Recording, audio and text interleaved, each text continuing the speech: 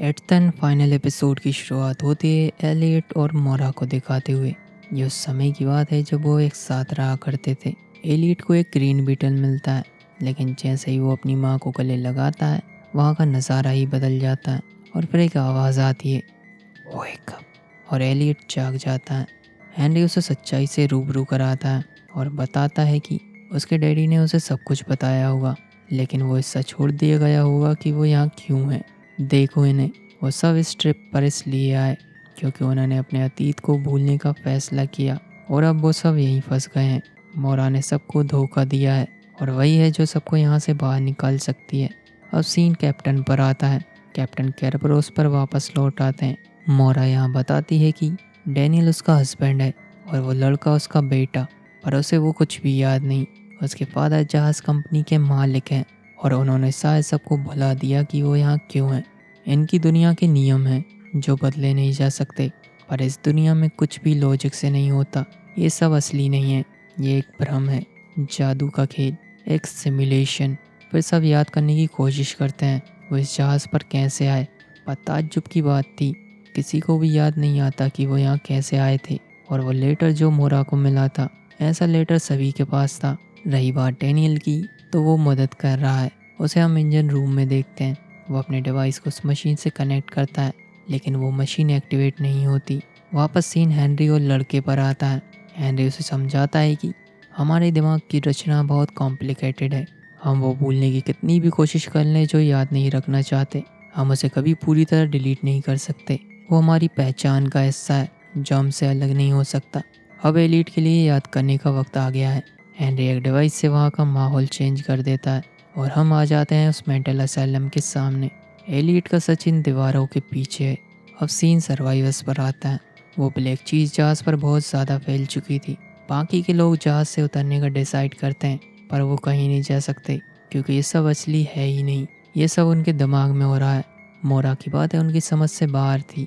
सबका साथ यहीं टूट जाता है, पर कैप्टन अभी भी मोरा के साथ हैं। मोरा के केबिन की टनल गायब हो चुकी थी, पर हमें याद है मोरा के फादर ने क्या कहा था, वो उन्हें ढूंढ लेगी। मोरा कैप्टन के साथ डैनियल की केबिन में बनी टनल से अपने पुराने रूम में पहुंच जाती है।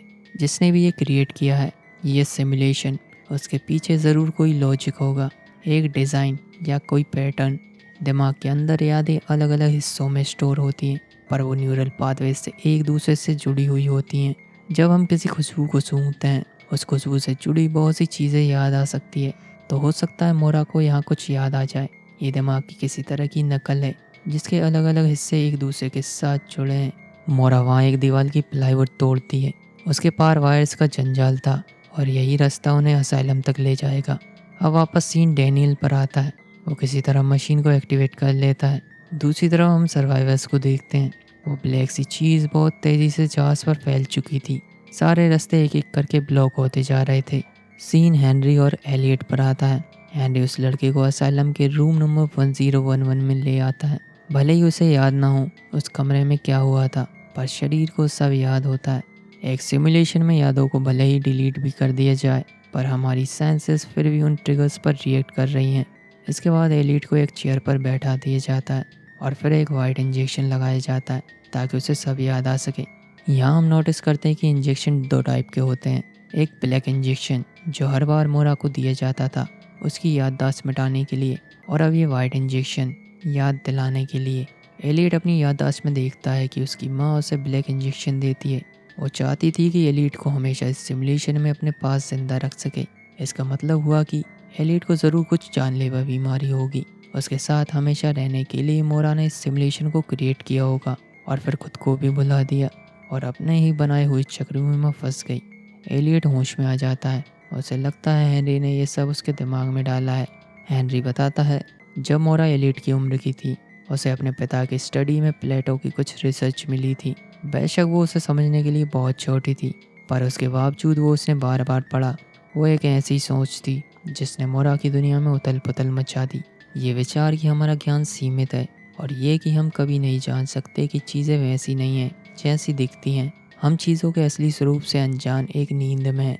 एक शाम मोरा अपने पिता से पूछती है, अगर वो सच है जो प्लेटो ने कहा, तो हमें कैसे पता चलेगा कि कोई चीज़ असली है? हमें कैसे पता चलेगा कि असली सच्चाई इस जीवन के बाहर नहीं है? जो हम जी रहे हैं वो उसकी उम्र के हिसाब से बहुत बड़ा विचार था। पर हेनरी ने मोरा से सवाल किया, क्या गॉड वही नहीं है उनकी असलियत का क्रिएटर?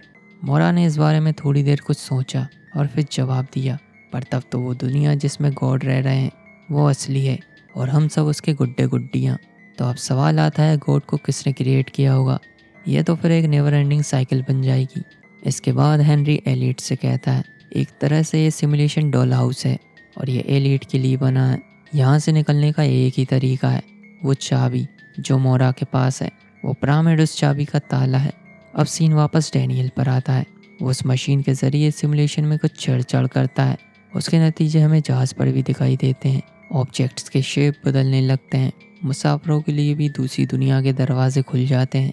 हेनरी को पता चल जाता है कि डैनियल सिमुलेशन के आर्किटेक्चर में बदलाव कर रहा है। सुराग छुपाने के लिए वो चीज़ों का शेप बदल रहा है। चाबी दिए बिना वो मोरा को जगाने की कोशिश कर रहा है। इसका नतीजा ये होगा कि वो सब हमेशा के लिए यहाँ फंस जाएंगे। हेनरी सेबेस्टियन को ऑर्डर देता है, उन्हें ढूंढो और वो चाबी लाओ। पर हेनरी थोड़ी देर बाद में समझ जाता है कि डैनियल कोड को मैनिपुलेट कर रहा है। उसके कोड को हैक करने की कोशिश पूरे सिमुलेशन को ख़त्म कर सकती है। अब सीन मुसीबत से भाग रहे सर्वाइवर्स पर आता है। ये भ्रम की दुनिया उन्हें निगल रही थी। उस वायरस ने अपना एक रूप ले लिया था और वो लगभग पूरे जहाज़ को अपनी चपेट में ले चुका था।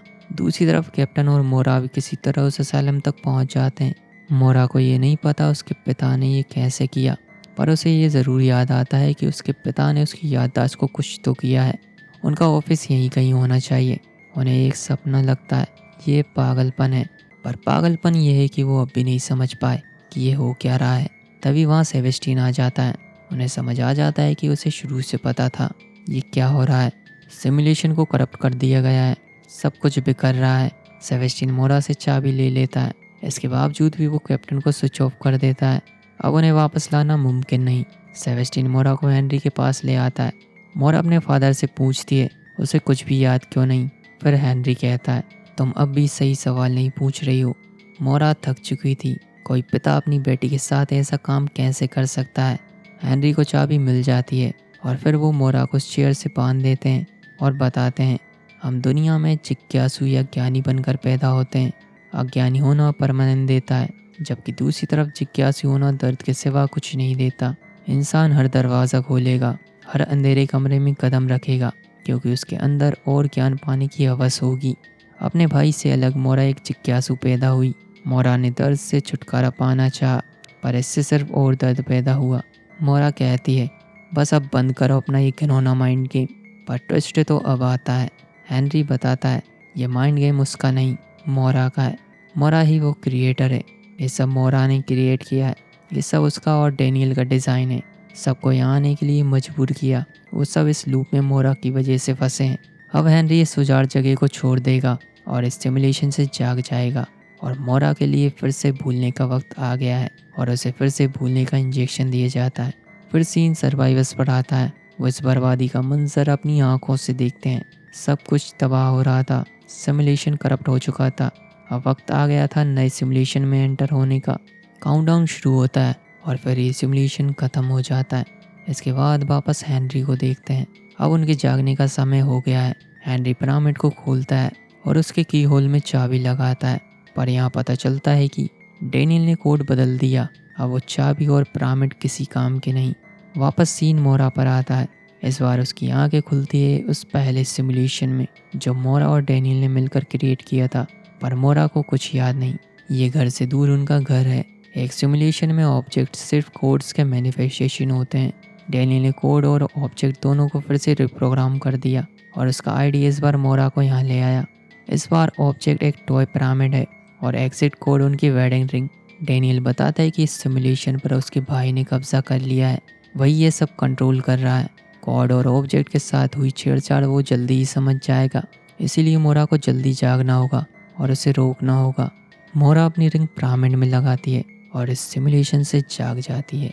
जब मोरा की आंखें खुलती है तो वो देखती है कि सभी मुसाफिर अपने बोट्स में एक गहरी नींद में सोए हुए हैं। यहाँ एक और बात नोटिस करने वाली है, एक बोट पहले से खाली था। इसका मतलब मोरा से पहले भी कोई जाग चुका है। अब वो कौन हो सकता है, इसका जवाब इसके मेकर्स ही दे सकते हैं। अगर हम गेस करें तो वो मोरा का भाई हो सकता है, कायरन। अब मोरा वहाँ से एक विंडो से बाहर झांकती है यहाँ हमें पता चलता है कि मोरा एक स्पेसशिप में है जो कि अंतरिक्ष की गहराइयों में घूम रहा है और स्पेसशिप का नाम है प्रोमेथियस। इसके बाद वहाँ स्क्रीन पर एक मैसेज आता है, उसमें लिखा था project Prometheus survival mission coordinates passengers 1423 crew 550 date October 19 2099। फिर उसके भाई कायरन का मैसेज आता है, hello sister welcome to reality. और इसी सीन के साथ ये कहानी यहीं एंड होती है। अगर कहानी 2099 में सेट है, इसका मतलब उन सब की मेमोरी एक झूठ थी, क्योंकि उनकी मेमोरी 200 साल पुरानी है और ये सच नहीं हो सकती। और ये भी हो सकता है कि 2099 भी सच ना हो, ये भी एक और नया सिमुलेशन हो। कहानी को एक अच्छी एंडिंग मिली, पर ऐसे प्रॉपर एंडिंग नहीं कहा जा सकता। हमें लगा था कि इसके सीज़न 2 में कहानी को और भी ग्रैंड लेवल पर एक्सप्लोर किया जाएगा, पर ऐसा कुछ नहीं होने वाला। इस शो के मेकर्स ने इसके अगले सीज़न ऑफिशियली कैंसिल कर दिए हैं। इसका मतलब कहानी यहीं पर एंड होती है। सीरियसली बताऊँ, मुझे ये सीरीज़ काफ़ी अच्छी लगी। आप बताना कमेंट में आपको कैसी लगी, या लाइक बटन भी दबा सकते हो। ऐसी ही और इंटरेस्टिंग वीडियोस में लाता रहूँगा। So if you are interested तो चैनल पर बने रहना। चलो तो फिर मिलते हैं नेक्स्ट वीडियो में, तब तक के लिए देखते रहिए।